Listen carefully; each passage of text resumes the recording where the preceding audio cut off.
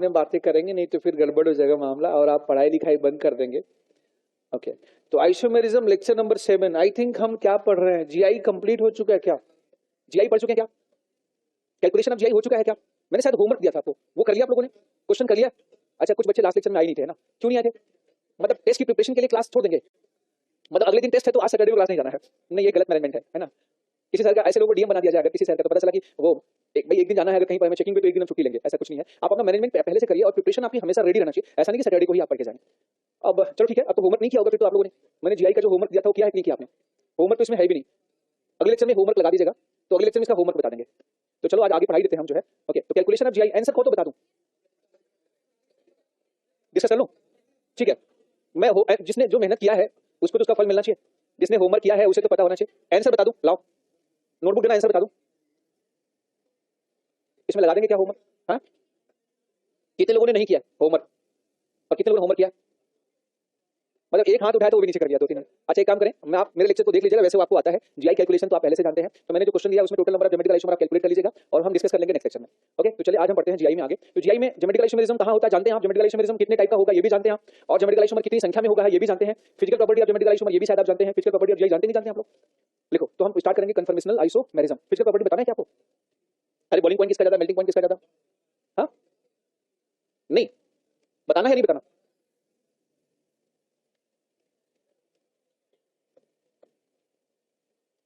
थोड़े आप होमवर्क ज्यादा करिए तो कुछ एक्स्ट्रा क्वेश्चन आपको देंगे। फिजिकल प्रॉपर्टी ऑफ जीआई,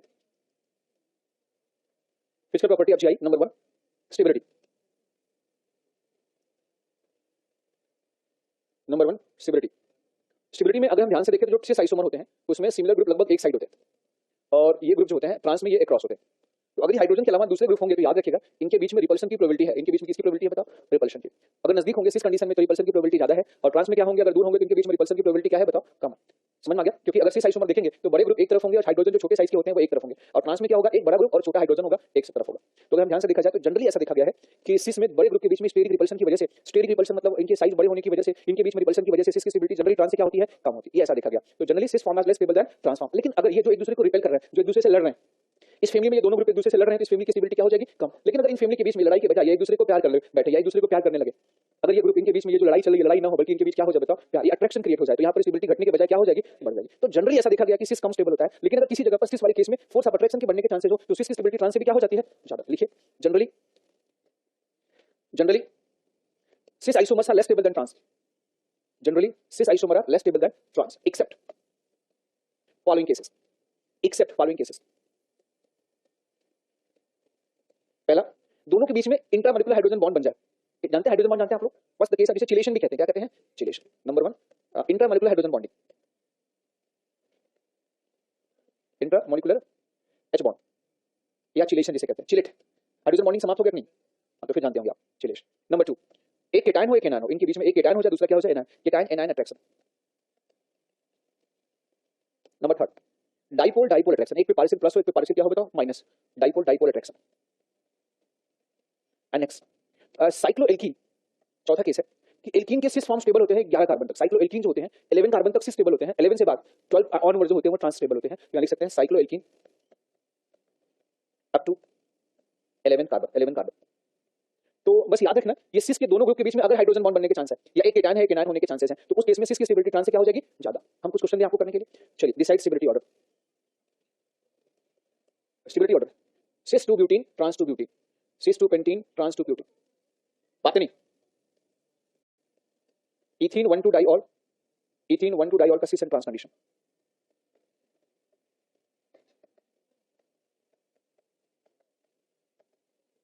मेरे ख्याल से साफ साफ दिख रहा होगा आपको कौन ज्यादा स्टेबल होगा। Okay, first case, second, third, fourth, fifth.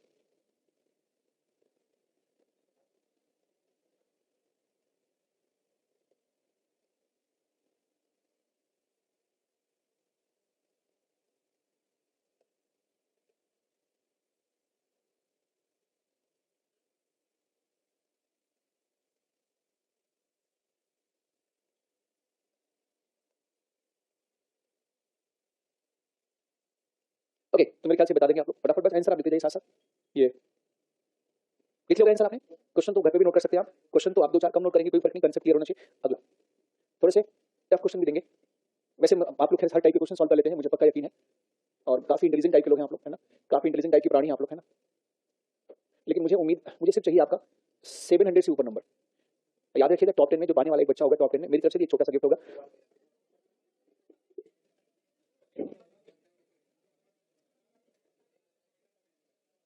अरे जीप कंपास ऑडी ये सब नॉर्मल सी बात होगी आपके लिए।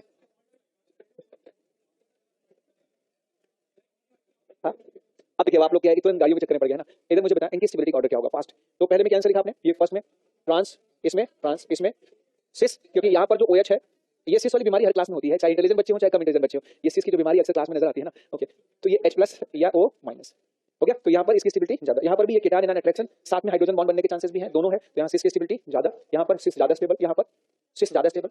साइक्लोएल्कीन में 11 कार्बन तक सिस स्टेबल होता है, तो ये साइक्लोएल्कीन है, तो 11 कार्बन तक कौन स्टेबल होगा, सिस। अच्छा 11 तक भी क्या होगा, सिस में 10 कार्बन है। अच्छा ये सिस आइसोमर सबको दिख रहा है क्या, ये ट्रांस है, सब दिख रहा है, किसी को ना दिख रहा है, आपको नहीं दिख रहा। देखिए जो बॉन्ड है ना, डबल बॉन्ड कार्बन कार्बन लिखा है ना, यहाँ पे स्ट्रक्चर को पूरा करिए।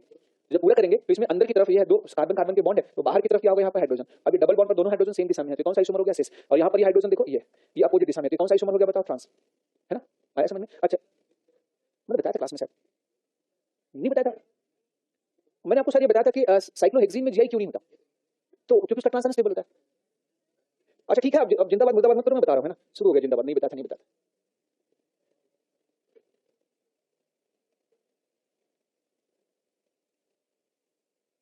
ये कौन सा आइसोमर, सिस आइसोमर बना दिया आपने, सिस आइसोमर, ठीक है। एक ट्रांस कैसे बनेगा बताओ। और ये 4 कार्बन, अगर हम इसे ट्रांस बनाएं तो ये कार्बन यहाँ लिखना पड़ेगा, इधर लिखना पड़ेगा, बोलो, यहाँ पर 2 हाइड्रोजन लिखना पड़ेगा, यहाँ पर 2 हाइड्रोजन, और फिर इनको हमें आपस में क्या करना पड़ेगा, जोड़ना पड़ेगा। हाँ आ सकती है, परंतु तनाव में तो होगा, आ तो सकती है पर तनाव में क्या होगा, तनाव मतलब ये तो इतने तनाव में होते हैं कि ट्रांस कंडीशन आती ही नहीं। समझ में आ गया क्यों, क्योंकि अगर ये अपोजिट हो जाएंगे कार्बन, तो इनके बीच डिस्टेंस ज्यादा हो जाएगी, इन कार्बन को मिलाना कठिन हो जाएगा, सारे बॉन्ड एंगल चेंज हो जाएंगे, ये वाला एंगल अलग डिग्री का होगा, ये एंगल अलग डिग्री का होगा, ये एंगल अलग, सब सारे एंगल क्या हो जाएंगे अलग, ये बीच का बॉन्ड एक्सट्रीमली लंबा होगा और बीच के बॉन्ड क्या हो जाएंगे, छोटे छोटे हो जाएंगे। तो जिस मॉलिक्यूल के बॉन्ड अनइक्वल होते हैं, एंगल अनइक्वल होते हैं, उसमें स्ट्रेन हाईली क्या होता है, ज्यादा होता है, तो ट्रांस नहीं बन पाता। ट्रांस तभी बन पाता है जब ढेर सारे कार्बन होते हैं, तो हम ट्रांस बना पाते हैं। सिस के केस में, साइक्लोहेक्सीन के केस में भी हम इसी प्रकार से, अगर हम सिस बनाना चाहें, ध्यान से देखिए, जो ट्रांस बनाना चाहें, मैंने शायद ये बताई थी आपको, ये बात आपको मुझे लगता है ये पता, क्यों रीजन नहीं बताया था, नहीं बताया था, चलो ठीक मैं बता देता हूँ, कोई बात नहीं, जिंदाबाद मुर्दाबाद मत करो। ये कार्बन हो गया, अगर सेम साइड इनको जोड़ोगे तो आप मुझे बताइए इस कार्बन का हाइड्रोजन क्या है, what is hydrogen of this carbon, sp2, इसका क्या है sp2, ये एंगल कितने पर रहना चाहिए जल्दी से बताओ, ये 120, ये 120 पर होते भी है, नो इशू। लेकिन अगर इनको अपोजिट करोगे आप, इन कार्बन को, इनको आपने अपोजिट कर दिया, 2 कार्बन हो गए, ये एक एक, कितने कार्बन हो गए अभी तक, 4 हो गए, 6 हो गए क्या, अब इनको आपस में जोड़ो। अब जब आप इनको जोड़ोगे ना तो ध्यान से देखिएगा, ये एंगल 120 होना चाहिए, ये एंगल भी 120 होना चाहिए, ये एंगल भी 120 होना चाहिए, समझ में आ गया। तो ये 120 बनाने पर ये डिस्टेंस बहुत ज्यादा हो जाती है, तो बीच के बॉन्ड हमें एक्सट्रीमली लंबा बनाना पड़ेगा। अब भाई ऑर्बिटल जितना बड़ा होगा उतना ही बड़ा तो बॉन्ड बना पाएगा, तो इस कार्बन का ऑर्बिटल इस कार्बन के ऑर्बिटल से बड़ा आप नहीं कर पाता, इसलिए इसका ट्रांस बनता ही नहीं, इसका ट्रांस बनता ही नहीं, क्योंकि इसके कार्बन इतने दूर दूर होते हैं, क्योंकि ध्यान से देखिएगा इनके बॉन्ड को हमें मेंटेन करना 120 पे, ऐसे, ये हाइड्रोजन है, ठीक है, ये कार्बन है, ये कार्बन, अब ये बॉन्ड 120 डिग्री पर मेंटेन होना चाहिए, क्योंकि इसका हाइड्रोजन क्या है, sp2 में बॉन्ड कितने पर होते हैं बताओ, 125। फिर इस कार्बन से हमें एक कार्बन और जोड़ेंगे। अब इस कार्बन को ऐसा तो जोड़ नहीं सकते हम, क्योंकि ऐसा जोड़ेंगे तो यहाँ पर एंगल स्ट्रेन हो जाएगा, और एंगल स्ट्रेन बहुत ही क्या होगा ज्यादा, तो मॉलिक्यूल की स्टेबिलिटी क्या हो जाएगी, कम होगी। ये एंगल 109 डिग्री 28 मिनट मेंटेन करने के लिए हमें कुछ ऐसे जोड़ना पड़ेगा। देखो ये तो 120 हुआ, ये 120 हुआ, ये 120 हुआ, लेकिन इसका हाइड्रोजन तो sp3 है ना, ये तो 109 डिग्री होना चाहिए, फिर अगला वाला भी 109 डिग्री पे होना चाहिए, ठीक है। ऐसे यहाँ पर भी अब 109 डिग्री पे होना चाहिए। अब 6 कार्बन हो गए ना, इस कार्बन का ऑर्बिटल इस कार्बन के ऑर्बिटल इतने छोटे हैं कि आपस में ओवरलैप, आपने जबरदस्ती इनको ओवरलैप करा दिया, इसको इधर प्रेस किया, इधर इसको प्रेस किया और मिला दिया, ये वापस टूट जाएंगे। आया समझना आपको, क्योंकि दूर दूर है ना, तो इनके ऑर्बिटल एक दूसरे तक पहुंच ही नहीं पाएंगे, और जब पहुंचेंगे नहीं तो ओवरलैप कैसे करेंगे। और आपने प्रेशर दिया, आपने क्या किया, इसको अंदर दबाया, इसको अंदर दबाया, और आपने ओवरलैप किया, फेविकोल के जोर से चिपका दिया, तो भी अलग से क्या हो जाएंगे, अलग हो जाएंगे ऑर्बिटल। परंतु कार्बन जब ज्यादा होंगे, तो अगर कार्बन की संख्या ज्यादा होगी तो ध्यान से देखिएगा, अगर मान लो कहीं पर कार्बन ज्यादा हो गया, ठीक है, तो ये 120 डिग्री पर पहले ये वाला कार्बन जाएगा, ये कार्बन 120 डिग्री पे चलेगा। अब 4 कार्बन बचे, तो ये 109 डिग्री 28 मिनट पे, फिर 109 डिग्री 28 मिनट पे, ऐसे अच्छा है, तो फिर ऐसे यहाँ पर 109 डिग्री 28 मिनट, 109 डिग्री 28, नजदीक आ जाते थोड़ा, लेकिन थोड़े से नजदीक आ जाते हैं, इनके बीच में ओवरलैपिंग थोड़ी सी क्या है पॉसिबल होती है, लेकिन फिर भी ट्रांस का नाम नहीं होता, फिर भी ट्रांस क्या होता है बताओ, बन तो जाता है परंतु लाइफ इसकी क्या होती है कम, स्ट्रेन यहाँ क्या होता है ज्यादा। आया समझ में, तो ट्रांस हमें नजर आया है, दुनिया में ट्रांस दिखा है, किसमें, 8 मेंबर वाली एल्कीन में, लेकिन जो है 8 से कम वाले में ट्रांस किसी ने देखा ही नहीं, किसी साइंटिस्ट ने नहीं देखा, तो लोग सोचने की लगता है इसका ट्रांस जब जो है बनता ही नहीं, क्यों नहीं बनता होगा, क्योंकि कार्बन सम कम होने की वजह से अपोजिट डायरेक्शन से मिल नहीं पाते। ओके ये बात समझ में आ गई बेटा, चलो ठीक हो गया। इनमें कौन ज्यादा स्टेबल होगा जल्दी से बताओ, ये समझ में आ गया ना सबको। अच्छा इसमें कौन ज्यादा स्टेबल होगा, बोलो, ट्रांस, इसमें जी, बस ये एक थोड़ा गड़बड़ है, ये आपको नहीं पता, ये क्यों नहीं पता, आगे आपको रेजोनेंस पढ़ाया जाएगा, जीओसी पढ़ाया जाएगा, तो जीओसी में आपको पता है कि क्लोरीन के पास लोन पेयर होता है, तो क्लोरीन अपना लोन पेयर डोनेट भी कर सकता है, और क्लोरीन के पास डी ऑर्बिटल होने की वजह से ये इलेक्ट्रॉन ले भी सकता है, तो इसमें एक रेजोनेंस जैसा प्रोसेस होता है, इसका इलेक्ट्रॉन यहाँ पर आ जाता है, ये और ये पाई बॉन्ड इसके डी ऑर्बिटल में चला जाता है, ये फिर इस प्रकार से स्ट्रक्चर में कन्वर्ट हो जाता है, ठीक है। यहाँ कौन सा चार्ज आएगा, याद रखिएगा माइनस चार्ज, यहाँ क्या आएगा बताओ, प्लस चार्ज, और इनके जो लोन पेयर होंगे, अब इन पे कौन से चार्ज आएगा जल्दी से बता दो, अपोजिट चार्ज आते हैं, और जैसे अपोजिट चार्ज आते हैं इनके बीच में एक फोर्स ऑफ अट्रैक्शन क्रिएट हो जाता है, इस अट्रैक्शन की वजह से इसका सिस आइसोमर इसके ट्रांस से क्या होता है बताओ, ज्यादा। तो अगर क्लोरीन लगा होगा तो उसमें किसकी स्टेबिलिटी ज्यादा होगी बताओ, क्लोरीन लगा होगा तो किसकी स्टेबिलिटी सिस, लेकिन वहां पर जहां पर पाई बॉन्ड होगा हमेशा नहीं, नॉट ऑलवेज। जैसे एक और केस हम देखें, अच्छा अब आप कहेंगे सर ब्रोमीन के पास भी डी ऑर्बिटल होता है, तो इसका जो डी ऑर्बिटल होता है वो 3d ऑर्बिटल होता है। तो कार्बन और क्लोरीन के बीच में साइज में ज्यादा अंतर नहीं होता, लेकिन ब्रोमीन और कार्बन के बीच में साइज में ह्यूज अंतर होने की वजह से कार्बन का ऑर्बिटल और इसका ऑर्बिटल आपस में ओवरलैप नहीं कर पाते। तो ये बैक बॉन्ड वाला केसेस या इस प्रकार का रेजोनेंस सिर्फ क्लोरीन करता है, या थर्ड पीरियड के एलिमेंट्स कहते हैं, क्लोरीन सल्फर फास्फोरस यही करते हैं अपने सेकंड पीरियड के एलिमेंट के साथ। जब ये वाला इलेक्ट्रॉन यहाँ पर आया, ये वाला बॉन्ड चल के यहाँ पे डबल बॉन्ड बना दिया, तो जब इस ऑर्बिटल में इलेक्ट्रॉन आया तो यहाँ पर कौन सा चार्ज आ गया, माइनस चार्ज। अब रेजोनेंस आगे सीखेंगे। अब ये चीज क्लियर कहाँ होगी, रेजोनेंस कैसे होता है आपको कब क्लियर होगी, या तो आपने रेजोनेंस पढ़ा होगा तो ठीक है, नहीं पढ़ा होगा तो मैं आपको आगे पढ़ाऊंगा, ठीक है। अच्छा एक और बात बताओ, ये क्लोरीन सिर्फ डबल बॉन्ड से जुड़ा होता है तभी ऐसा होता है, रेजोनेंस होगा तभी ऐसा होगा, जहाँ रेजोनेंस नहीं होगा वहाँ ऐसा नहीं होगा। जैसे मैं एक सवाल करूंगा जो है आपसे पूछूं, हाँ कॉन्जुगेशन होना चाहिए, जैसे मैं ये पूछूंगा आपसे,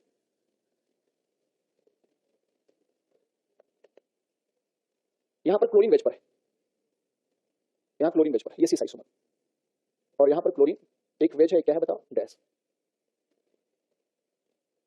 अब मुझे बताओ इनमें कौन ज्यादा स्टेबल होगा, यहाँ रेजोनेंस नहीं होगा, रेजोनेंस नहीं होगा, इनमें प्लस माइनस चार्ज नहीं आएंगे, और जब प्लस माइनस चार्ज नहीं आएंगे तो वंडरवॉल रिपल्शन वही काम करेगा। यहाँ पर आया समझ में आपको, तो इनके बीच में वो प्यार का कोई भी सीन या अट्रैक्शन का कोई भी सीन, तो जब कोई भी सीन नहीं है तो फिर ये एक दूसरे से हमेशा क्या करेंगे, लड़ेंगे, और लड़ेंगे तो स्टेबिलिटी क्या हो जाएगी यहाँ पर कम। तो यहाँ पर सिस आइसोमर कम स्टेबल, ट्रांस आइसोमर क्या होगा ज्यादा। ये सिर्फ एल्कीन के केस में होता है, किस केस में होता है बेटा, एल्कीन। ये बात समझ में आ रही नहीं आ रही आपको, आ रही है, तो ये क्वेश्चन थोड़ा सा अच्छा, लेकिन बच्चों को इतना पता नहीं होता है, तो एग्जामिनर जनरली ऐसे क्वेश्चन को मेडिकल में अवॉइड करते हैं, बट हमेशा अवॉइड करेंगे इसकी जरूरी नहीं है। मेरी तो इच्छा है, मेरी तो ये सजेशन होती है कि 4-5 सवाल ऐसे होने चाहिए जो हर बच्चे ना करता हर सब्जेक्ट में, क्योंकि रैंक में कोई फर्क नहीं पड़ेगा, जिसमें आईक्यू लेवल क्या लगे बताओ, अच्छा लगे, क्योंकि फिर वो बच्चा सिर्फ रटना ही पसंद करता है।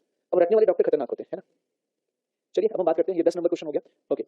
अब आगे बढ़े हम लोग, तो जनरली कौन स्टेबल होता है बताओ, सिस। एक और सवाल आपसे एग्जाम में पूछा जा सकता है, जनरली मैंने सिस बोला क्या, अच्छा जनरली ट्रांस स्टेबल होता है, लेकिन कभी कभी क्या हो जाता है, सिस भी स्टेबल हो जाता है, ओके। एक और याद रखना, क्वेश्चन नंबर 11 है, ये नाम याद कर लो क्योंकि ये नाम से पूछा जाता है। एक सिस आइसोमर होता है, ब्यूटीन 1,4 डाइइनोइक एसिड जो होता है, और ये सिस आइसोमर होता है, और इसका एक ट्रांसफॉर्म होता है ये, इसको इसका कॉमन नेम होता है, इसे कहते हैं मैलेइक एसिड। क्या कहते हैं, मैलेइक एसिड, और इसका नाम होता है फ्यूमेरिक एसिड। तो ये नाम पूछे तो मैलेइक और फ्यूमेरिक एसिड में कौन स्टेबल होगा बेटा, मैलेइक एसिड होगा। समझ में आ गया, कौन ज्यादा स्टेबल होगा, maleic acid, but condition apply at pH less than 7, at pH less than 7। अगर इन्हीं को हम पीएच मोर देन 7 पे ले लें, मैलेइक और फ्यूमेरिक को हम मोर देन पीएच 7 पे ले लें, तो फ्यूमेरिक ज्यादा स्टेबल होगा। क्यों बता रहे हैं आप मुझे, पीएच 7 होना, 7 से कम होना चाहिए, पीएच 7 या पीएच लगभग 3.5 के आसपास होना चाहिए, या काफी, पीएच 7 से बहुत कम होगा तभी ऐसा होगा, नहीं तो ऐसा नहीं होगा। अच्छा अगर ग्रेटर देन पीएच होगा, पीएच बिल्कुल सही बोला आपने, लेकिन थोड़ा सा मुझे हल्का सा घुमा दिया आपने, तो मैं बता ही देता हूं आपको, इसे बताना जरूरी तो नहीं है, ये लिखो।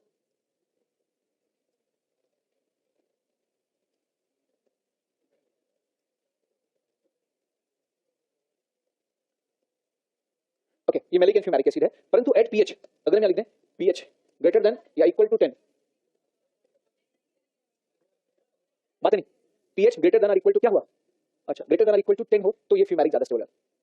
याद रखना क्यों, रीजन व्हाई, देखो पीएच जहां ज्यादा होता है, पीएच ज्यादा जहां होता है वहां पर OH माइनस का कंसंट्रेशन बढ़ जाता है, किसका कंसंट्रेशन बढ़ जाता है, अच्छा पीएच अगर ज्यादा होता है तो OH का कंसंट्रेशन क्या हो जाता है, OH माइनस का बढ़ जाता है। तो जो OH माइनस होंगे वो धीरे धीरे इस एसिड के H को चुरा लेंगे, और अगर ये एसिड के H को चुरा लेंगे तो ये एसिड आयन में कन्वर्ट हो जाता है, क्योंकि मोहल्ले में क्या है, पीएच इस एसिड को जीने नहीं देंगे, इनके H को चुरा लेंगे, ये OH इनके H को चुरा लेते हैं, ठीक है, यहाँ भी ये OH इनके H को क्या करेंगे, चुरा लेंगे, तो ये कन्वर्ट हो जाएगा इसमें। अब इस केस में कौन ज्यादा स्टेबल होगा, जल्दी से बता दो, क्यों फ्यूमेरिक ज्यादा स्टेबल होगा, क्योंकि सिस में जो O माइनस है, O के माइनस आमने सामने आ गए, ये आमने सामने आ गए, तो इनके बीच में जो हाइड्रोजन बॉन्ड या अट्रैक्शन था वो खत्म, लड़ाई में स्टार्ट हो गया, समझ में आ गया। तो इसकी लाइफ क्या कम हो जाएगी, इसकी लाइफ। तो ऐसे मोहल्ले में जहां पीएच ज्यादा होगा उस मोहल्ले में अगर ये जाएंगे तो फ्यूमेरिक ज्यादा स्टेबल होगा, और ऐसे मोहल्ले में जहां का पीएच 3 होगा या 5 या उससे कम होगा वहां पर जाएंगे तो कौन ज्यादा स्टेबल होगा बताओ, मैलिक। अच्छा जनरली हम न्यूट्रल मान के जानते हैं, तो अगर कुछ पीएच न लिखा जाए तो उसे हम 7 से कम मानते हैं, अगर कभी भी कुछ न लिखा जाए तो हम क्या मानते हैं वहां पर पीएच से कम, तो मैलिक और फ्यूमेरिक सिर्फ लिखा जाए तो किसे मानेंगे, पीएच, हम इसे एक्वस सॉल्यूशन में मानते हैं, पीएच कम मानते हैं। हेलो आया समझ में आपको, ये बात समझ में आ गई। तो चलिए ये दो अच्छे से सवाल थे, 9 नंबर और 11 नंबर, बाकी आपको सब आता। आगे बढ़े, कौन सा,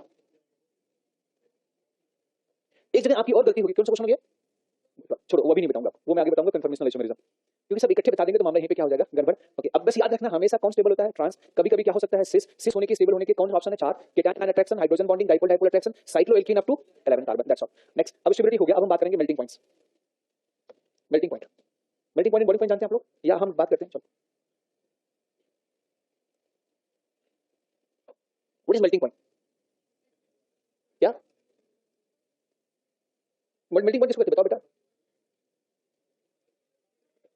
सॉलिड से लिक्विड में कन्वर्ट करने के लिए जो टेंपरेचर हम देते हैं उस टेंपरेचर को, उस कंपाउंड को क्या कहते हैं बताओ, मेल्टिंग पॉइंट। बिल्कुल आपने सही कहा, आपको पता था और यहाँ पर हमें लिखने की कोई आवश्यकता नहीं थी, लेकिन मैंने लिख दिया, सॉलिड है ये लिक्विड है, अच्छा, सॉलिड के मॉलिक्यूल एक दूसरे से चिपके हुए होते हैं, क्लोजली पैक्ड होते हैं, पता है ना आपको, मॉलिक्यूल एकदम बिल्कुल पास होते हैं, एकदम क्लोजली पैक्ड होते हैं, चिपके हुए। लिक्विड में मॉलिक्यूल थोड़ा हिलते डुलते हैं, याद रखिएगा, मूव करते रहते हैं। इनमें जो फोर्सेज होते हैं वो हाइड्रोजन बॉन्डिंग वगैरह फोर्सेज होते हैं या डाइपोल डाइपोल अट्रैक्शन के फोर्सेज होते हैं। लेकिन अगर इतना हीट कर दें कि ये एक दूसरे से कॉन्टैक्ट ही तोड़ दें और ये आसमान में उड़ना स्टार्ट कर दें, तो इन्हें हम क्या कहते हैं बताओ, वेपर या गैस कहते हैं। बोलो, मेरे ख्याल से आप जानते हैं। अच्छा, जिस टेम्परेचर पे कोई भी सॉलिड जो है लिक्विड में कन्वर्ट होता है उस टेम्परेचर को कहते हैं मेल्टिंग पॉइंट, और जिस टेम्परेचर पर लिक्विड गैस में कन्वर्ट होना स्टार्ट हो जाए उस टेम्परेचर को कहते हैं बॉइलिंग पॉइंट। आप जानते हैं। अच्छा, जब भी कभी हम किसी सॉलिड को लिक्विड में कन्वर्ट करते हैं तो क्लोजली पैक्ड मॉलिक्यूल को दूर करते हैं। ये जितना ज्यादा चिपके होंगे इनको दूर करना उतना ही क्या होगा, कठिन होगा, मुश्किल होगा। अब ध्यान से देखें, अगर हम सिस और ट्रांस की बात करें तो एक सिस के ऊपर दूसरा सिस अगर आप बैठाते हैं तो कुछ ऐसे आप बैठाएंगे, एक सिस के ऊपर दूसरा ट्रांस। अच्छा, एक ट्रांस के ऊपर दूसरा ट्रांस मॉलिक्यूल बैठाएंगे तो ये थोड़ा क्लोजली पैक हो जाता है। बैठा के देखें, एक चेयर, प्लास्टिक चेयर के ऊपर दूसरी प्लास्टिक चेयर आप रखिए तो बीच में थोड़ा सा गैप आता है जिसमें आपका हाथ भी जा सकता है। बोलो यार, काफी गैप होता है। देखा ना आपने प्लास्टिक चेयर जो शादियों में होता है ना, जो शादी ब्याह में, और उसी के शादी ब्याह में अक्सर आप कुर्सियां जो है सीधी करते रहते हैं उदास होकर के, है ना सब पूरा रख के एकदम टॉप पे बैठ के थोड़ा देर के लिए राजा वाली फीलिंग हो जाती है ना, सिंहासन में बैठ के। ओके, ठीक है। ऐसी फीलिंग कई बच्चों ने इसे गांव की शादी ब्याह में फील किया होगा। जो शहर से होंगे उन्हें शायद ऐसे मौके कम मिलेंगे कि गांव की शादियां तो 8-10 दिन की होती है और शहर की शादियां तो मतलब एक घंटे की होती है, 1-2 घंटे की होती है। तो यही है, गांव की शादियों में तो तैयारियां 8-10 दिन पहले स्टार्ट होते हैं। फूफा जी, मामा जी, मासी सब घर में आना स्टार्ट हो जाते हैं, चहल पहले स्टार्ट हो जाता है। और यहाँ तो ठीक बस ब्यूटी पार्लर से बस स्टेज के समय पहुंचेंगे और इसके बाद खाना खाएंगे और शादी क्या हो जाती है बताओ, खत्म हो जाती है। तो चलो ठीक है, इधर मैं आपको बता दूं, एक सी आइसोमर के ऊपर दूसरा सी आइसोमर बैठाएंगे तो इनके बीच में गैप आता। आप नाराज हो रहे हैं, 2 पेन लेके चले मेरे पास, 3 पेन, वो भी पेन ले आइए, मांग लीजिए इनसे पेन दे देंगे इनको वापस। चलिए आइए, अब देखिएगा कि मोबाइल में आप कैसा दिखते हैं। ठीक है, स्क्रीनशॉट आता नहीं आता मोबाइल में, ये सिस आइसोमर, इधर ये सिस आइसोमर है। ऐसे इस सिस पर जब दूसरे सिस को बैठाने जाओगे ऐसे, ये बीच में जाके ये पेन रुक जाएगी रास्ते में। ठीक है, इन दूर मत करिए, मत ये वाला पकड़ लीजिए। ठीक है, अब अगर एक सिस के ऊपर दूसरा सिस बैठाने जाएंगे तो रास्ते में गाड़ी क्या हो जाएगी, यहाँ पे फंस जाएगी, नीचे नहीं जाएगी, तो बीच में गैप है। साइड से तो बैठ जाएंगे, साइड से बैठ जाएंगे, लेकिन ऐसे बैठाना चाहेंगे तो बैठेंगे नहीं, उसमें क्या होता है। लेकिन एक ट्रांस के ऊपर जब दूसरा ट्रांस बैठाना चाहेंगे तो ये देखो ट्रांस है, तो ये बिल्कुल एकदम जाके चिपक जाएंगे यहाँ पे ऐसे। तो ट्रांस के मॉलिक्यूल ज्यादा क्लोजली पैक होते हैं, सिस के मॉलिक्यूल थोड़ा दूर होते हैं। तो सिस के मॉलिक्यूल को दूर करना जो आसान होता है और ट्रांस के मॉलिक्यूल को दूर करना क्या होता है, कठिन। तो इसलिए बॉइलिंग मेल्टिंग पॉइंट हमेशा किसकी ज्यादा होती है बताओ, ट्रांस की ज्यादा और सिस की कम। थैंक यू सो मच, ये लीजिए, थैंक यू। तो मेल्टिंग पॉइंट समझ में आ गया। अब हम बात करेंगे boiling point, polarity, dipole moment, ये सब एक ही फैक्टर पर डिपेंड करता है। ये आपने केमिकल बॉन्डिंग की, आपने डाइपोल मोमेंट पढ़ा है क्या, पोलैरिटी पढ़ा है ना, तो बस मैं लिखा देता हूं उसे बताऊंगा नहीं, ट्रिक के माध्यम से। डाइपोल मोमेंट, यहां पर समय बर्बाद नहीं करूंगा। Dipole moment, polarity, dipole moment का सिंबल क्या होता है, म्यू, बिल्कुल। Polarity, next boiling point, solubility, solubility in water या polar solvent, solubility in water या पोलर सॉल्वेंट, इन सबको एक साथ बताता हूं। ये सारे फैक्टर, मान लो कोई एल्कीन है, ये इसमें लगा एक R, दूसरा R डैश, इन वाटर या पोलर सॉल्वेंट, ये तो पूरा क्या मतलब आप पूरा लिखवा ही लेंगे, है ना। एक सर हमारे साथ पढ़ाते भी थे, काम भी करते थे। ठीक है, तो ये हो गया आपका एल्कीन। एल्कीन में जो ये R, ये दोनों R अगर सेम है आपस में, आप इंडक्टिव इफेक्ट जानते हैं आप लोग, plus I and minus I group, मतलब इनका इलेक्ट्रॉन लेने देने का नेचर एक जैसा, मतलब दोनों या तो इलेक्ट्रॉन लेने वाले हो, खींचने वाले हो, या तो देने वाले हो, या तो प्लस आई हो या तो माइनस आई। ये इंडक्टिव इफेक्ट किसको किसको नहीं पता यार, सबको पता होना चाहिए, है ना।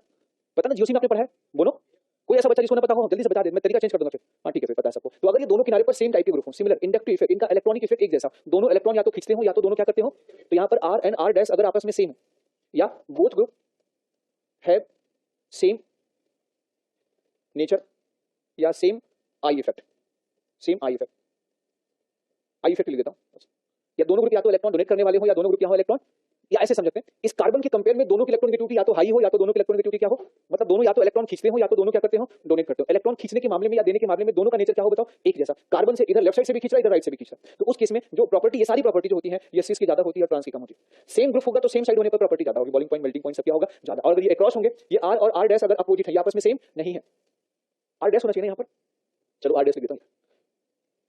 R एंड R डैश अगर आपस में सेम नहीं है, या इसमें से एक, if one is plus I group other is minus I group, या electron negativity of one is higher and other is lower than carbon, एक की ज्यादा हो एक की कम, मतलब अपोजिट हो, एक प्लस आई हो एक क्या हो बताओ माइनस आई। ऐसा कुछ सुना है क्या आप लोगों ने, सुना है क्या। तो उस केस में याद रखना ट्रांस की प्रॉपर्टी सब ज्यादा होगी, ट्रांस बॉइलिंग पॉइंट जो है, बॉइलिंग पॉइंट हो, सॉल्युबिलिटी हो, सब ट्रांस की क्या होगी ज्यादा होगी, सिस के कंपेयर में। सिस से ज्यादा किसकी हो जाएगी, ट्रांस।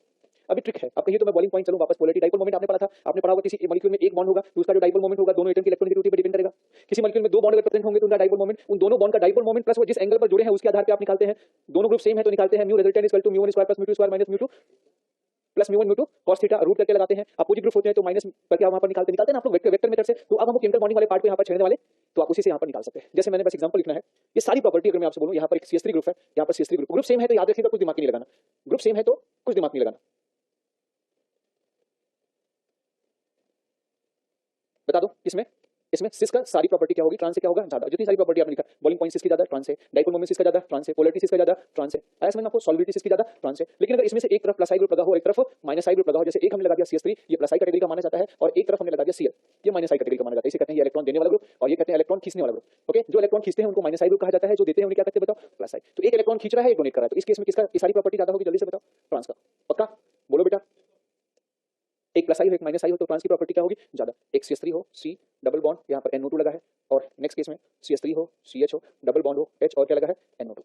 एक ही चीज को बार बार पढ़ेंगे तो समय बर्बाद होगा, और हमें चूंकि 12 फरवरी तक आपके कोर्सेज में खत्म करना है, तो याद रखिएगा मैं 12 फरवरी तक आपके कोर्सेज खत्म कर दूंगा, डोंट वरी, फिर प्रिपरेशन लीव दे दूंगा आपको, है ना, मैं 12 को खत्म कर दूंगा। आज 14 को एक्स्ट्रा क्लास रहेगी, है ना। अरे भाई 14 को मैं क्लास नहीं आने वाला हूँ, ठीक है ना, ठीक लिख लिया। तो पोलैरिटी किसकी ज्यादा होगी जल्दी से बता दो, ये आपका प्लस आई है और ये क्या होगा बताओ, माइनस आई, ये आपका प्लस आई है, ये क्या है बताओ, माइनस आई। अरे हमें भी तो जीने दो भाई, चल ठीक है ना, लिख लिया। नेक्स्ट, तो ये फिजिकल प्रॉपर्टी आपको समझ में आ गया, जीआई आ गया समझ में सबको। अब हम पढ़ेंगे कन्फर्मेशनल आइसोमेरिज्म या conformational analysis. Melting point trans का ज्यादा और सिस का कम, और बॉइलिंग पॉइंट तो सिस का भी हो सकता है, ट्रांस का depending on group, melting point हमेशा ट्रांस का ज्यादा होगा। ओके नेक्स्ट, अब हम पढ़ेंगे कन्फर्मेशनल एनालिसिस, या इसे हम कहते हैं कन्फर्मेशनल आइसोमेरिज्म। वैसे आप जानते होंगे, पढ़े होंगे, इसमें कुछ दम नहीं। हाँ जी सर बताएं। हाँ, डाइपोल मोमेंट ज्यादा होने से क्या होता है, रुक जाए, जैसे कोई मॉलिक्यूल है, इसका बैठिए, इसकी डाइपोल मोमेंट ज्यादा हो गया या इसकी पोलैरिटी ज्यादा हो गई, तो इसमें प्लस और माइनस ज्यादा आ जाएंगे, समझ में आ गया। अब प्लस माइनस ज्यादा आएंगे तो ऐसे जो मॉलिक्यूल होंगे पास पास, एक ऐसे ही जो दूसरा मॉलिक्यूल होगा ये पास पास, उसमें भी प्लस माइनस ज्यादा होंगे, तो इनके भी डाइपोल डाइपोल अट्रैक्शन बढ़ जाता है, मतलब एक मॉलिक्यूल का माइनस दूसरे मॉलिक्यूल के प्लस से अट्रैक्ट हो जाता है, तो ये फोर्स ऑफ अट्रैक्शन द्वारा जुड़ जाते हैं, और जब फोर्स ऑफ अट्रैक्शन द्वारा जुड़ जाते हैं तो इनको दूर करना कठिन होता है, तो टेंपरेचर ज्यादा देना पड़ता है, इसलिए इसका बॉइलिंग पॉइंट क्या हो जाता है ज्यादा, सॉल्युबिलिटी भी ज्यादा हो जाती है क्योंकि वाटर में इजीली सॉल्व होंगे। लेकिन अगर मान लिया किसी मॉलिक्यूल में है ना, यहाँ पर डाइपोल मोमेंट 0 हो जाए, उसकी पोलैरिटी 0 हो जाए, तो प्लस माइनस चार्ज है ही नहीं यहाँ पर। अब इसी के जैसा एक और मॉलिक्यूल इसी मोहल्ले में है ना, इसी मोहल्ले में एक बीकर में भरा हुआ है ना, अब दोनों दूसरे से मतलब नहीं रख रहे हैं, आपने क्या किया, अब दोनों दूसरे को नहीं चाहते, एक दूसरे से अट्रैक्शन फील नहीं कर रहे हैं, तो यहाँ पर आप ठीक करेंगे, इसमें एनर्जी मिलेगी, बाहर हो जाएगा, ये गैस में कन्वर्ट हो जाएगा, तो यहाँ पर बॉइलिंग पॉइंट क्या हो जाएगा कम, तो यहाँ पर बॉइलिंग पॉइंट जो हो जाएगा वो कम हो जाएगा, यही कारण होता है। जैसे जब दो मॉलिक्यूल, ऐसे समझो किसी इंसान को मोहल्ले वाले ज्यादा प्यार करते हो तो उसकी किडनैपिंग क्या होती है, टफ होती है, और मोहल्ले वाले ज्यादा प्यार करेंगे तो, मैंने दो शब्द बोला, मोहल्ले वाले ज्यादा प्यार करें, दूसरा किडनैपिंग बोला, मतलब बाहर वालों के लिए किडनैपिंग, कोई बाहर के इंसान जाके और ललकार के किडनैपिंग करे तो फिर उसे किडनैपिंग करना क्या होगा बताओ, कठिन होगा। पर अगर किसी को मोहल्ले वाले प्यार ही नहीं करते, एक दूसरे से मतलब ही नहीं रखते हैं, तो उसका किडनैपिंग क्या होता है बताओ, बोलो। तो इसलिए अगर आपको किडनैपिंग से बचना है तो अपने मोहल्ले में हमेशा क्या बनाए रखें, प्यार बांटते चले, है ना। ओके ठीक है, मतलब मोहल्ले में, देश में, स्टेट में हमेशा आपस में प्राणियों के मध्य क्या होना चाहिए बताओ। अच्छा ठीक है, तो बॉइलिंग पॉइंट समझ में आ गया भाइयों, आगे बढ़ूं क्या, अब हम पढ़ेंगे कन्फर्मेशनल एनालिसिस। अबे ये हमने तो याद डाल दिया ना, कन्फर्मेशनल एनालिसिस या कन्फर्मेशनल आइसोमेरिज्म।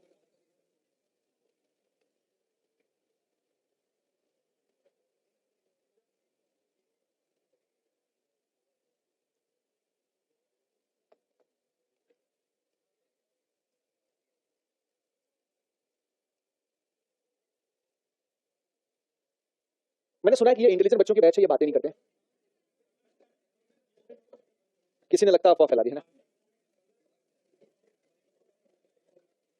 अच्छा सुनो, ये दोनों स्टीरियो आइसोमर्स, ये दोनों के आपस में स्टीरियो आइसोमर्स है, इसका नाम है 2,3 डाइक्लोरोब्यूटेन, इसका भी नाम है 2,3 डाइक्लोरोब्यूटेन। ये स्ट्रक्चरल इनके structure same, IUPAC name same होता है, और दिल कहे कुछ तो अंतर है, तो इसे क्या कहते हैं स्टीरियो आइसोमर्स। दिल कह रहा है कि यहाँ कुछ अंतर है, बताओ क्या अंतर है। यहाँ पर दोनों सीएल जो है, ये इसमें 2 और 3 कार्बन के दोनों सीएल एक तरफ नजर आ रहे हैं, और 2 और 3 कार्बन पर प्रेजेंट यहाँ पर दोनों सीएल एक दूसरे के अक्रॉस नजर आ रहे हैं, इसलिए दिल तो कह रहा है कि अंतर है, इनके माहौल, इनके घर के माहौल अलग लेवल के हैं, तो पक्का ये आइसोमर्स है। कौन सा आइसोमर है, स्टीरियो आइसोमर्स। और यहाँ पर देखो, यहाँ पर भी दोनों क्लोरीन सेम दिशा में है, और यहाँ पर जो दोनों बड़े वाले क्लोरीन क्या है बताओ, अक्रॉस डायरेक्शन में, तो यहाँ पर भी प्रॉपर्टी में अंतर है। आईयूपीएसी नेम सेम है, प्रॉपर्टी में अंतर है, या डबल बॉन्ड के चारों तरफ एटम या ग्रुपों के अरेंजमेंट अलग अलग है, तो ये स्टीरियो आइसोमर्स तो है। पर कौन से, ये स्टीरियो आइसोमर्स जो है, ये यहाँ पर ये जो 2 और 3 कार्बन के बीच में अगर ये बॉन्ड रोटेट कर गया, तो जो क्लोरीन है ये इधर चला जाएगा, हाइड्रोजन इधर चला जाएगा, ये पहला आइसोमर दूसरे आइसोमर में क्या कर सकता है, बदल सकता है, ये बदलेबल है। पहले वाले में जो दोनों आइसोमर एक दूसरे में क्या हो सकते हैं बताओ, बदलेबल, चेंज हो सकते हैं। लेकिन दूसरे वाले में याद रखिएगा, ये पहला कार्बन और दूसरे कार्बन आपस में डबल बॉन्ड से जुड़े हैं, और जब डबल बॉन्ड से जुड़े होते हैं तो ये रूम टेंपरेचर पे एक दूसरे में बदलेबल।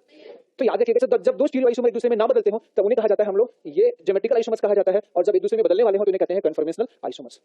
कन्फर्मेशनल आइसोमर कहा जाता है, या कन्फर्मेशंस कहा जाता है, या रोटेशनल आइसोमर कहा जाता है। ये रोटेट होकर एक आइसोमर दूसरे आइसोमर में क्या कर सकता है, बदल सकता है। बोलो यही अंतर है। तो जब स्टीरियो आइसोमर एक दूसरे में इंटरचेंज हो रहे हो तो कन्फर्मेशनल आइसोमर्स कहलाएंगे, इंटरचेंज ना हो रहे हो तो क्या कहलाएंगे बताओ, रोटेशनल ज्योमेट्रिकल।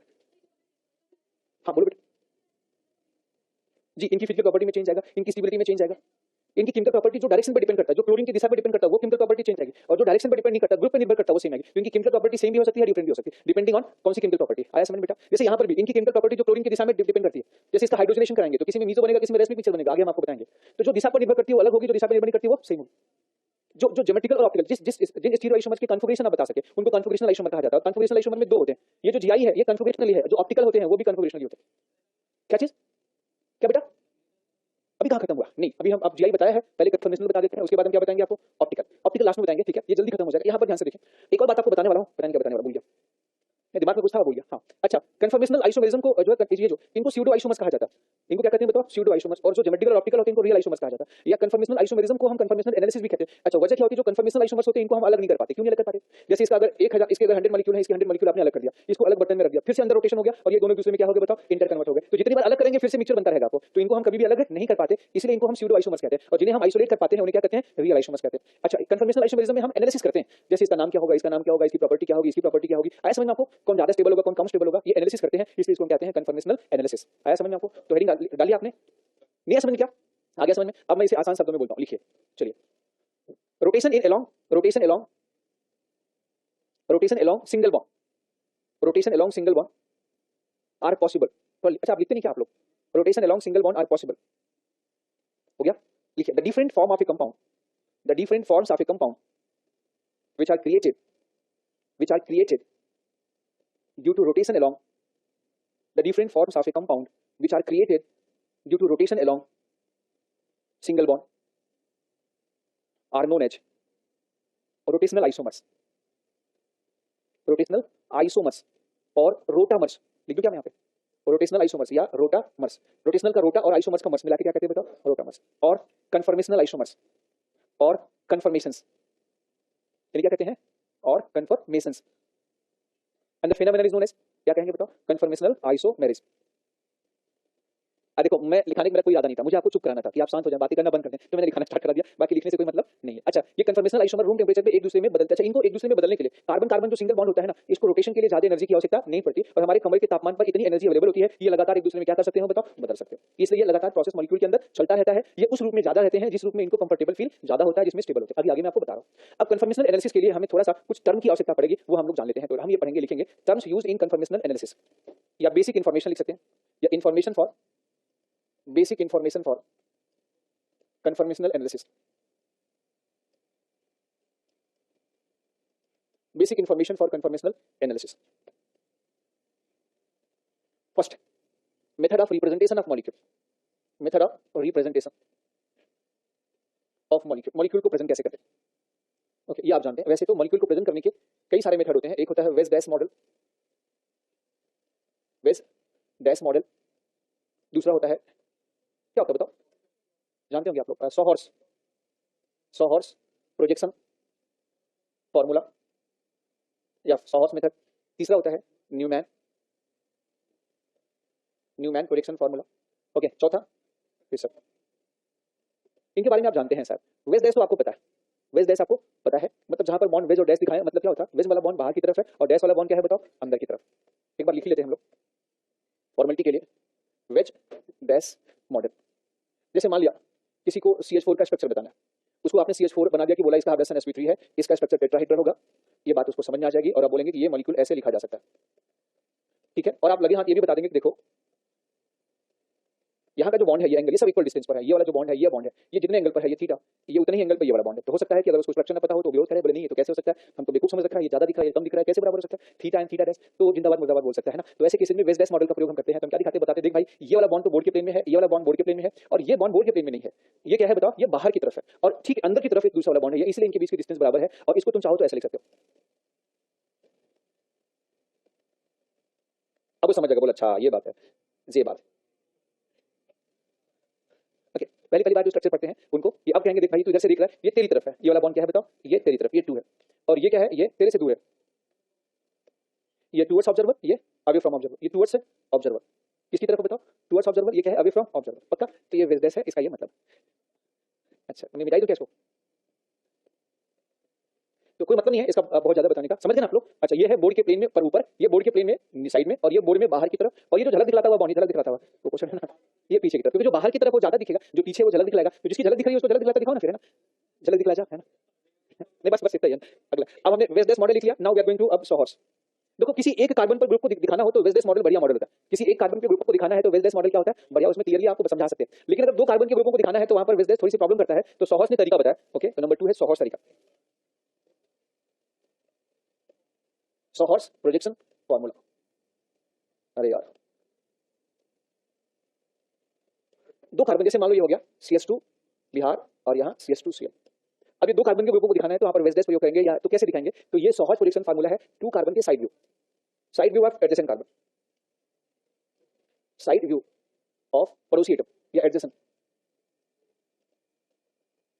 ओके, इसके लिए क्या करना है, देखो इनके हाइड्रेशन क्या है, sp3 है, तो अगर आपको एग्जैक्टली sp3 के हिसाब से बॉन्ड बनाएंगे तो थोड़ा सा बनाने में अटपटा लगेगा, दिक्कत लगेगा। अब आप बनाएंगे तो अब टेट्राहेड्रल मॉडल बनाने के लिए इसमें इस प्रकार से बनाएं। अब जहां मन करेगा क्या लिखेंगे आप, यहाँ पर Br दिखा देंगे, जहां मन करेगा क्या H दिखा देंगे, जहां मन करेगा HCl और ये आपने S दिखा दिया। तो अगर कभी किसी का सॉहर्स स्ट्रक्चर बनाना है तो दो साइड व्यू जो होता है उसको सॉहर्स कहते हैं। इसको बनाने का एक आसान तरीका होता है, इतना एक्जैक्टली आपको एंगल बनाने की आवश्यकता नहीं है, एक तिरछी लाइन खींच लिया करिए आप। कैसी लाइन खींचने बताओ, तिरछी जानते हैं आप लोग। ओके, तिरछा मतलब टेढ़ा, टेढ़ा मतलब तो मुड़ी हुई है ना, तिरछा थोड़ा पता नहीं, थोड़ा तिरछा, ठीक है, तिरछी मतलब थोड़ा तिरछा, ठीक है। अब ठीक है यार, चलो ठीक, अगर आपने एक थोड़ी सी टेढ़ी लाइन आपने झुकी हुई लाइन आपने खींच ली, झुकी सी लाइन है ना, तो उसमें आपने एक दोनों कार्बन पे क्या करना है, वाई बना दो जल्दी में, दोनों कार्बन पे क्या बना दो, वाई बना दो, या दोनों कार्बन को उल्टा वाई बना दो, वाई का उल्टा, या एक कार्बन पे क्या करो जो है एक उल्टा वाई। तो ये जो स्ट्रक्चर होगा इसे क्या कहेंगे बाबूजी, न्यूमैन प्रोजेक्ट, सॉरी सॉहर्स। ये सारे स्ट्रक्चर क्या कहलाएंगे बताओ, सॉहर्स। उल्टा वाई, एक पे हमने क्या बना दिया उल्टा वाई और एक पे बना दिया सीधा वाई। ये ऐसे जो फोटो दिखेंगे सबको क्या कहेंगे बताओ, all these are the sawhorse structure of this molecule. जो जहां पर ग्रुप रखना रख दो, यहाँ पर बिहार रख दिया, यहाँ पर H रख दिया, यहाँ पर H रख दिया, यहाँ Cl, यहाँ H, यहाँ H, यहाँ Cl, यहाँ पर, मतलब कोई जरूरी नहीं किस ग्रुप को कहाँ रखना है। अरे यार, ये सब इसके सॉहर्स स्ट्रक्चर कहलाएंगे। चलो ठीक, what is Newman structure, Newman, ये साइड व्यू जो होता है ये होता है सॉहर्स न्यूमैन स्ट्रक्चर। क्या दो चार,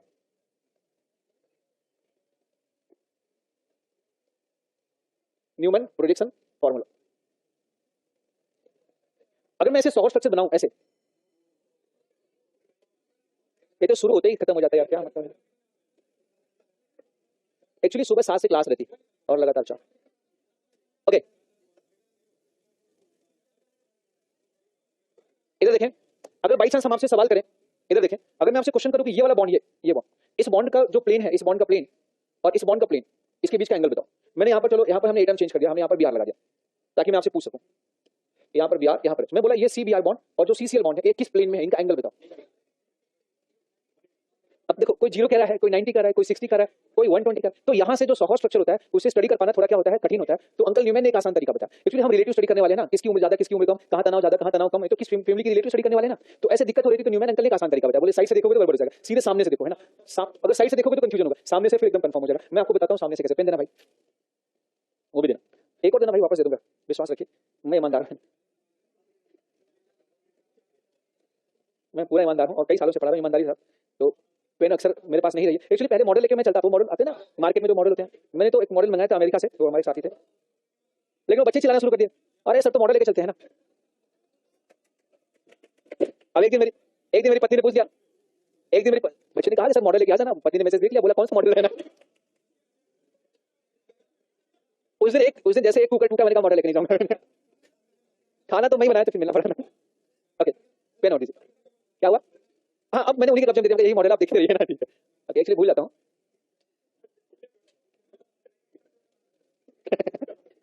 नहीं कोई बात नहीं, सावधानी रखना चाहिए। ओके, ये बच्चे क्या लड़ा देते हैं ना, अच्छे परिवार को लड़ा देते हैं बच्चे ना, ठीक है। ये हो गया। अगर इसका साइड व्यू है, ये इथेन वगैरह ना, ये साइड व्यू, साइड से जो दिखी है ऐसे, ये मजा यार, ऐसा मत बोलो, इतनी मेहनत से बनाया हुआ मजा नहीं आ रहा, ठीक है। ये हो गया, हो गया, मुर्गे का जान जाए खाने वाले को शादी ना मिले, ठीक है। ये बन गया ऐसे, ये मॉडल आ गया। तो ये जो साइड व्यू है इसको क्या कहते हैं हम लोग बताओ, सॉहर्स। न्यूमैन का ऐसे साइड से क्यों दिखता है, सामने से देखना, तो जो बोला ऐसे, अगर ऐसा व्यू देखें, अब देख भाई सबके लिए, अब तेरे को थोड़ा मेहनत करना पड़ेगा ना, एक ही जगह खड़े रहोगे तो थोड़ी काम चलेगा ना। अगर एक कार्बन का, ये देखो, अब एक कार्बन को फ्रंट एटम बना ले, एक कार्बन को फ्रंट एटम और एक को ठीक उसी के पीछे बैक एटम बना ले, ऐसे, तो जो स्ट्रक्चर बनेगा वो क्या लगेगा, न्यूमैन। ऐसे मतलब एक बोर्ड के बाहर और एक बोर्ड के अंदर एक भी बोर्ड में ना लिखा, समझ में आ गया। तो इसे लिखा कैसे जाए, तो उन्होंने कहा इसको लिखने का आसान तरीका, जैसे मान लिया आपको ये इथेन, इसका आपको न्यूमैन बनाना है, तो एक काम करो, एक को बना दो फ्रंट एटम और एक को बना दो बैक एटम। फ्रंट एटम को बनाओ डॉट, बैक एटम को बनाओ सर्कल, ठीक है। और दोनों को जोड़ दो, ठीक है, फ्रंट और बैक को जोड़ दो। अब याद रखना ये दो कार्बन, अगर कोई ऐसे लिखा मतलब ये दो कार्बन आपस में जुड़े हैं, इसमें ये डॉट फ्रंट एटम है और ये बैक एटम। अब तुम्हें मर्जी भैया ये जो डॉट है इस पे उल्टा वाई बना दो, सीधा वाई बना दो, जो मन करे बना दो। आपने फ्रंट एटम पर उल्टा वाई बना दिया और जो बैक एटम था बाउंड्री लाइन वहां पर सीधा वाई बना दिया। ये जो फोटो बनेगा इसे क्या कहेंगे बताओ? न्यूमैन प्रोटेक्शन फार्मूला कहेंगे। अच्छा जोड़ने की दोनों पे आप एकदम से दोनों पे ही आप एक ही जैसा या अपोजिट वाई बनाए, आप ऐसे भी कर सकते हैं। ये फ्रंट एटम था, यहाँ पर उल्टा वाई, बैक एटम पर भी क्या बना बताओ? उल्टा वाई।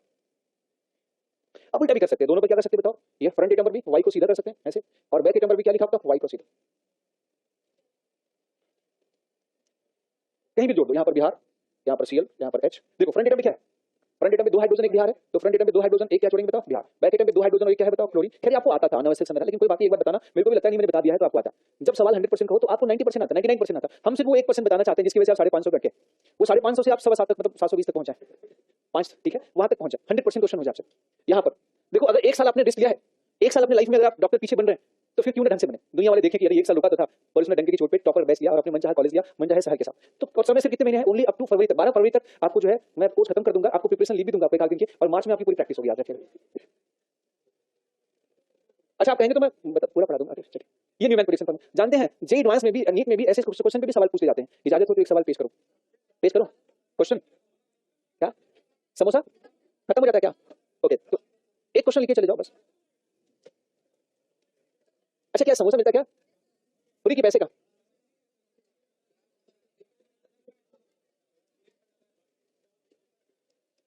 आप धोखा दे रहे हैं, एक समोसे के लिए जो है मुझे छोड़ रहे हैं आप, है ना?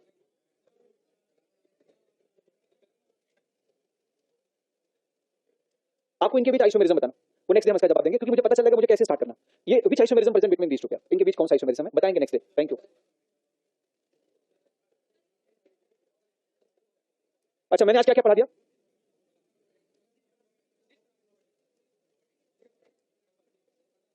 फिजिकल प्रॉपर्टी आप जा सकते हैं, आप ज्योमेट्रिकल आइसोमर्स। दूसरा क्या पढ़ा है? Conformational isomerism.